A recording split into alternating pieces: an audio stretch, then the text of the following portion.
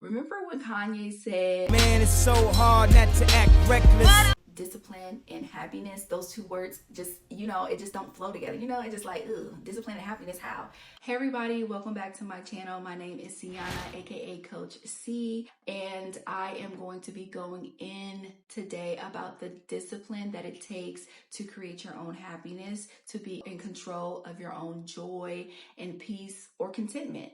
It takes discipline. And so if you're interested, keep watching. So I think it's important to talk about why it actually takes discipline to truly have happiness or at least contentment. I think people get this misconception that people who choose to rise above, people who choose to be positive, people who are intentional about bringing joy into different spaces and atmospheres, I think people get this misconception that those people are either one, faking it, or two, living in their own little bubble, or that they're rich and they have all this money and so they don't have any problems and they're stress-free. All of those things are misconceptions.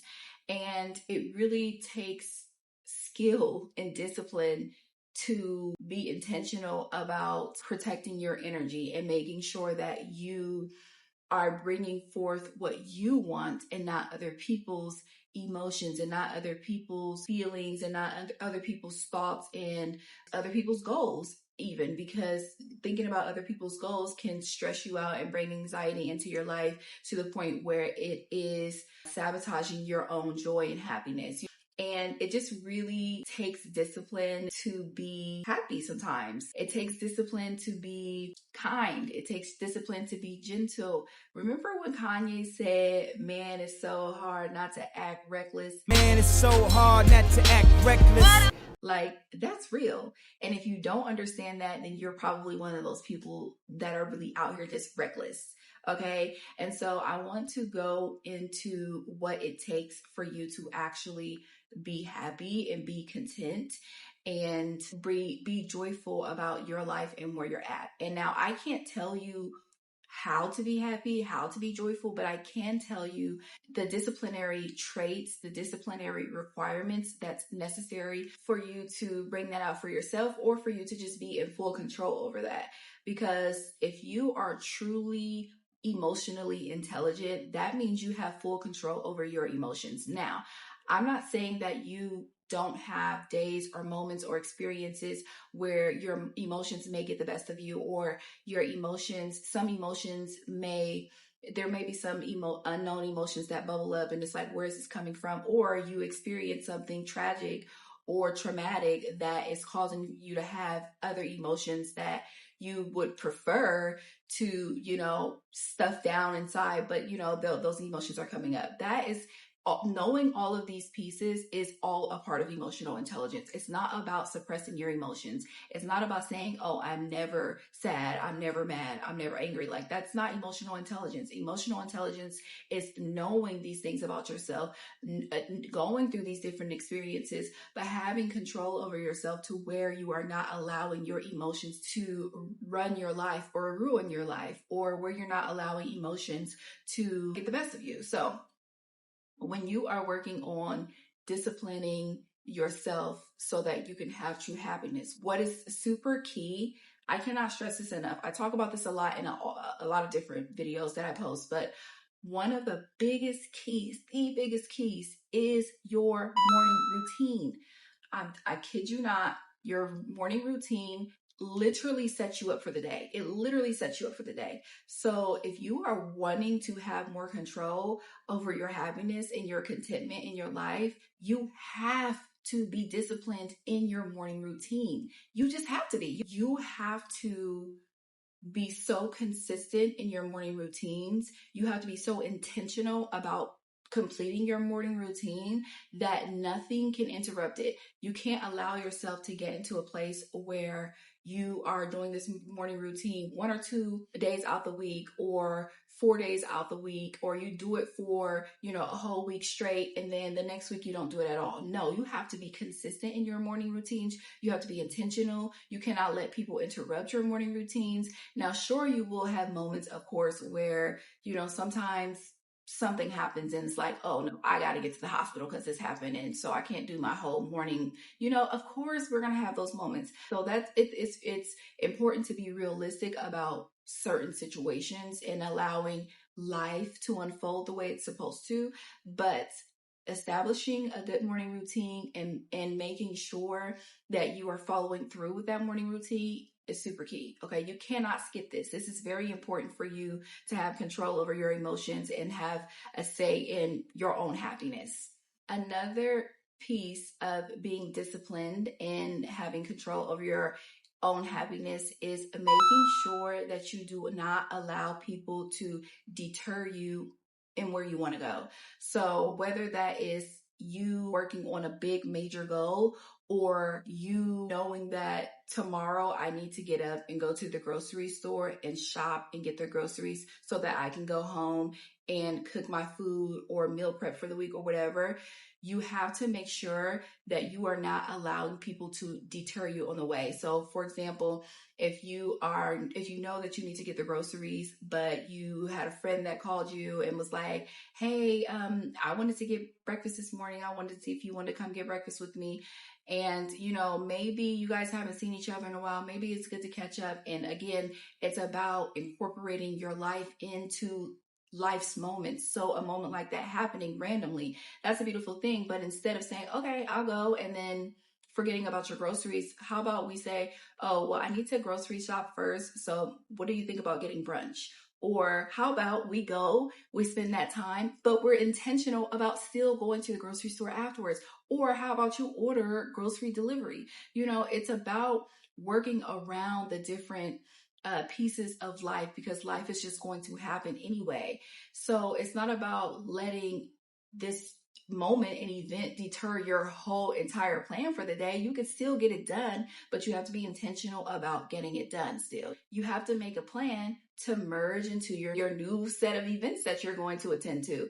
It's okay for you to be spontaneous. It's okay for you to go with the flow, but you still have to be intentional about getting what you need to get done now so that you are not setting yourself up for failure, so that the next day you don't feel down and upset and angry with yourself that you didn't meal prep. And so now you're tired and you have an appointment in the morning, but you don't have any food to eat. And you know what I'm saying? Like, these are all things that are controllable. Another piece that is very, very key that a lot of people are like really iffy about is affirmations. I don't understand it when I hear people say affirmations are not for me. What do you mean by that? Affirmations are for everybody. Affirmations are literally affirming the truth about yourself or the truth about where you want to be. You're just affirming what you want. You are just affirming who you are.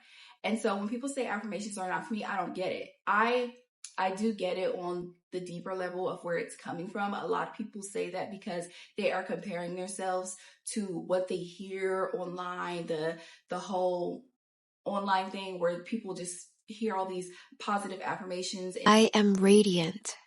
I am radiant. It's not realistic to them, or you're saying somebody else's affirmations. You have to personalize it for you. It has to be unique to you. It has to pertain to you. You don't have to say other people's affirmations, and you don't have to use a specific tone. You don't have to have, high frequency music playing all the time, although that's very recommended. But affirmations are for you in your life. Affirmations are key. Affirmations are important. The next one is a big one, and this is one that we all struggle with, and it's very important for us to understand this for ourselves, and that is know what you want. You have to realistically know what you want for your life.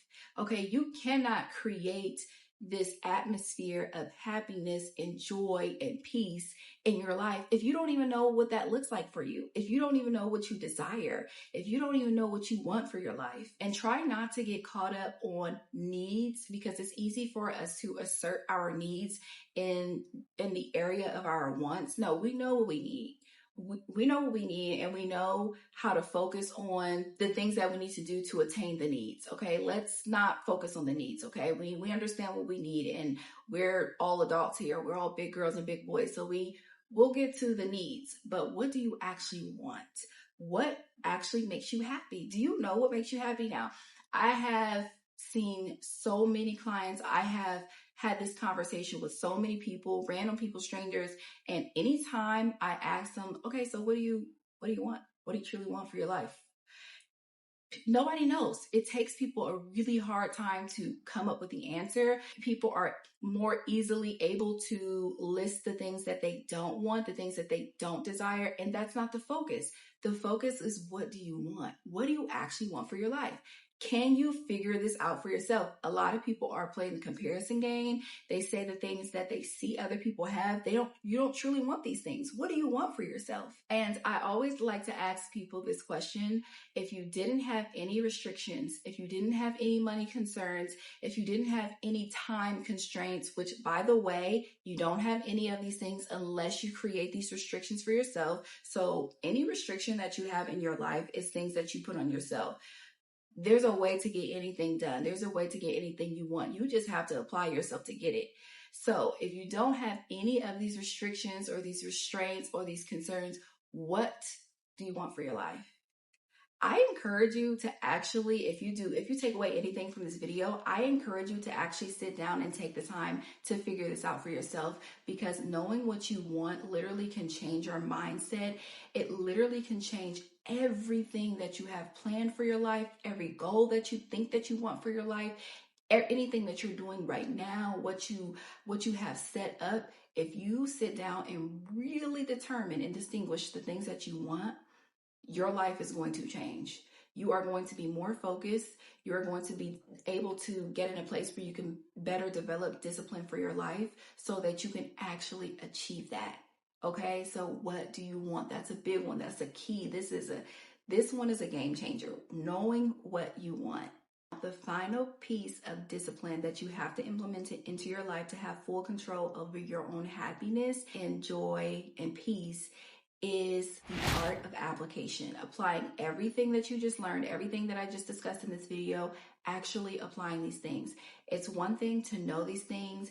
It's another thing to write these things down. It's another thing to actually put actions towards these things, okay? It's very important that you understand the art of application, because you can be a person who knows their potential and there's nothing else happening from there. There's no elevation, there's no growth.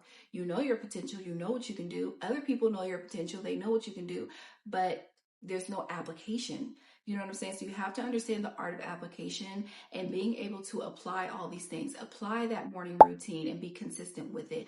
Apply not letting people deter your life and being intentional about getting the things that you know that you need to get done in the times that it's supposed to be done. Apply the affirmations. Again, this is why discipline and happiness, those two words just, it just don't flow together. It's just like, discipline and happiness, how?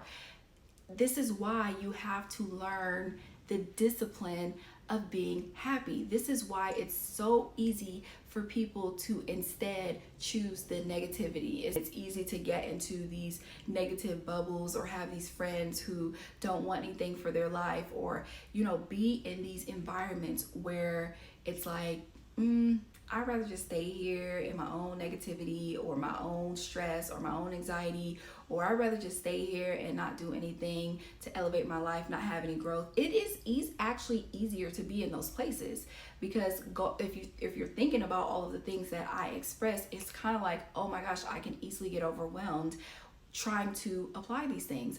But that's why it takes discipline. That's why it takes time. That's why it takes you getting to know yourself, getting back to recentering yourself, being intentional about taking time to care for yourself and your body and your mental health, your emotional health, everything as a whole. This is why these things is important, and this is why it takes discipline.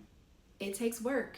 It is hard, but it's attainable, it's achievable, it's doable. You can do it. It's just a matter of if you actually want to do it, and if you actually are going to put forth the effort and learn the art of application and applying all these things together.